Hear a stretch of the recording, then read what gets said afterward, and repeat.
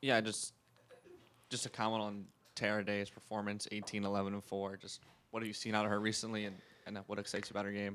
Um, she's just a little bit more athletic, a lot more athletic than most people we play against. Trying to get her off the ball a little bit, less thinking, more just hooping. That kind of like benefits her if she can just go out there and play basketball. And so just being intentional, with outletting the ball to Mads or Kiki and letting Tara run, kick ahead to her, or we get a brush for her in transition, and now she's the one on the attack, and it's not Madison or Ela or Keek. It's someone who's has the athleticism that Tara has, and I thought she just took advantage of her opportunities. And then just 44 rebounds. You guys dominated down low. Just how nice is it to have that height advantage, and how did you take advantage of it? Yeah, I thought there in the first half, the way we rebounded the ball was really good, and that allows us to put up 52 points at half. We were just bigger than them, and it helps when Tara gets a defensive rebound to lead the break. Or our guards, any of our guards, and then on the flip side, I thought Tara, Naya, Sage were really good chasing down offensive rebounds. When you were looking at Tara in the portal and watching film, Yeah. what did you see out of her offensive game? And Honestly, it was all her on the defensive end. right, but what has allowed her now to maybe flourish a little bit? Yeah, move that up. Yeah, she played a lot of 4 at St. John's, and even at DePaul played off the ball. Obviously with Tay's, injury at the beginning of the year, Tara's just somebody with the speed and athleticism of a point guard. But as the season has progressed, we've tried to work on trying to move her off the ball, and I think finally she's starting to buy into it a little bit. Like the ball can come back to you, or the ball will get to you differently, and so she's not having to think or make decisions. It's really her athleticism. She's actually pretty solid in the mid range. She's good at the rim with contact. She's working hard to be a more consistent shooter from the perimeter. But anything in the mid range and where she's has an opportunity to use her athleticism, she's got a good chance to put the ball in the rim. What's the next step in that development for her? Just understanding reads now. Okay, now if we're running a zoom action or we get you off of a pin down curl and they go under it or they collapse on you, where are the reads and who's the open man? And that comes from experience and watching film. I think one time we ran a dribble drive action out of her in the corner, and she was able to turn the corner really hard, and she kicked to Ela. Ela could have shot it, but I think the actual read was if you play back, the shooter on the backside was probably a little bit more open. So just allowing the game, getting her to understand and read it a little bit better. But I think that'll come as the season progresses. Kiki comes in as a shooter, Yep. but just speak to her passing and how she's Yeah. doing in that area, and what part of that part of a game probably she takes a little bit more pride in. Yeah, I think you talked to Keek and her growth, on and off the floor since she's got here. She's worked really hard to just be a little bit more confident in her game, being a little bit more vocal on the basketball court, and I think it's translated well for her. She's a smart basketball player. Kiki has high IQ. She understands where the ball is supposed to go. I thought Kiki was great at mission and getting the paint and, trying to spray out to shooters.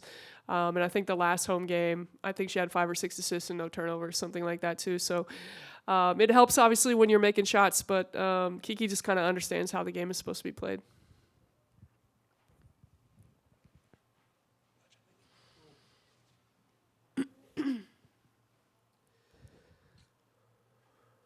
Coach, psychologically, how much do you need those moments as a player and as a coach to have a gym like that was just so energetic and upbeat tonight? Yeah, it was fun.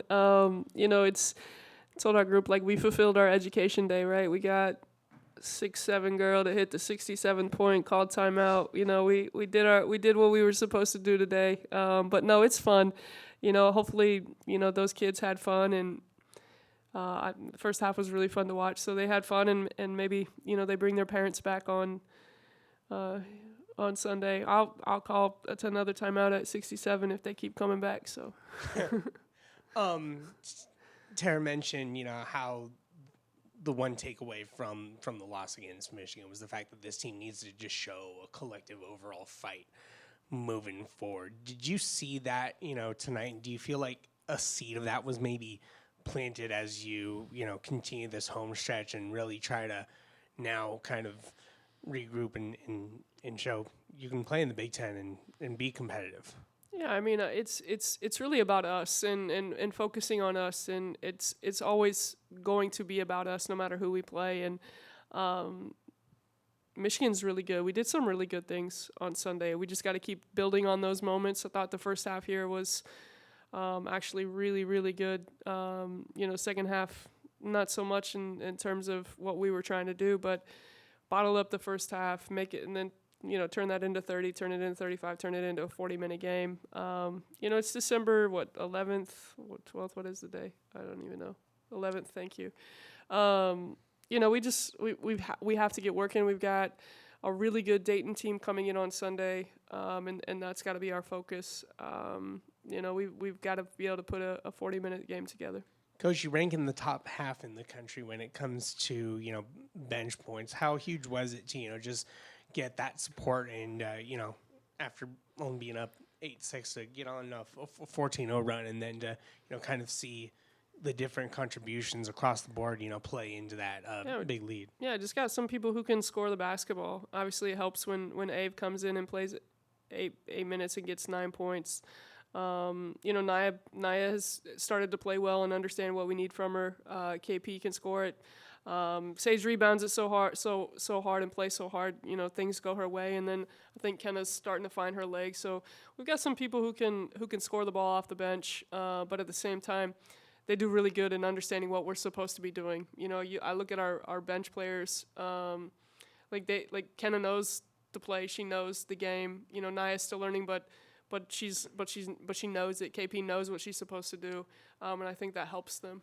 Do you feel like you're in a unique perspective, just given the fact that, you're still having to work with so many different pieces to kind of get everybody in sync and collectively kind of get everybody to kind of click at once? Yeah, it's, all summer, Taylor Henderson is a huge part of, what we're doing, and then first practice. And then, Tay's our point guard. And then, and so even more so than having so many new people, it's what we envisioned happened hasn't shaped out the way it's gone. And we've had to pivot. And, I think it's not a finished product, and we're going to continue to work until it is.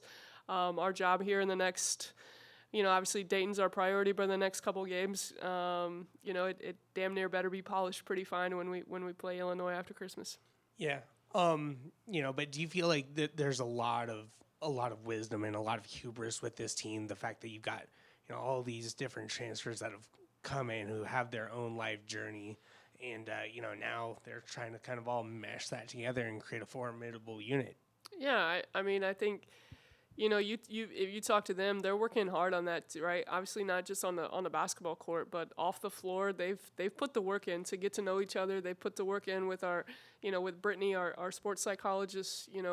How does we're all different, right? Like I have to coach all of them differently. I can yell. This is an example. Like I can yell at KP. I can't yell at Lana, right? Like they're different people, and I think we're still learning that as a unit. And I think here in the last few days, they've done a lot of work on their own, and hopefully that can continue to carry over for us, because we do believe we have a team that can be competitive.